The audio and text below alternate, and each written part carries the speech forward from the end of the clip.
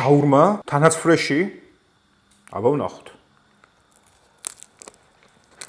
შაურმისთვის კი პირველ რიგში ხორცის მომზადება გვჭირდება. აქ მაქვს 2 ცალი გაყინული ბარკალი. ამას ახლა მარილს და შავ პილპილს გავუკეთებ და გამოვაცხობ აეროგრილში. იმდენ და რადგანაც ბარკლის ნაწილია, ცხიმი საკმარისად აქვს და აღარ დავამატებ. იქ რა ცოტას მოვაშორებ კიდევაც.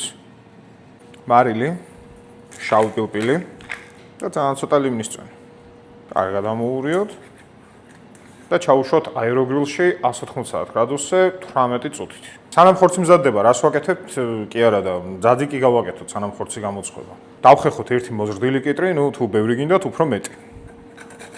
კიტრი დავამატე, იმიტომ რომ ძაძიკი გიჟივით იჭმება ჩემ ოჯახში. ახლა კი კიტრის გადაწურვის დროა. კამა დავჭრათ წვრილად.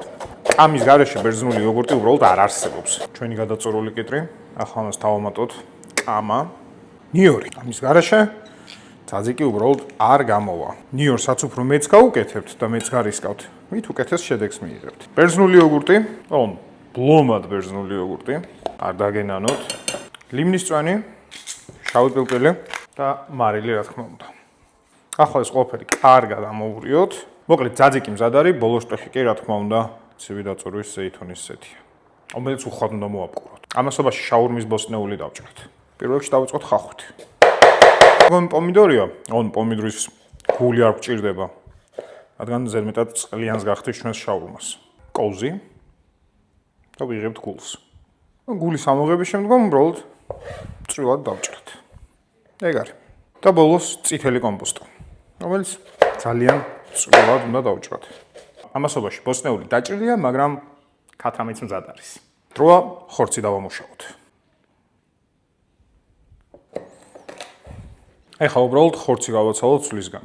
ხორცს კანი გავაცალეთ და შეგვიძლია ნელ-ნელა შაურმის აწყობაზე გადავიდეთ.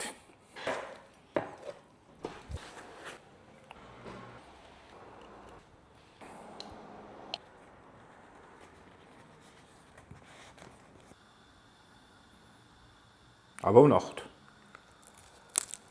ყველაფერი თავის ადგილზე აქვს. კალორიებშიც იდეალურად არის და უგემრიელესია. შეფ რაიანის არხის გამოწერა არ დაგავიწყდეთ.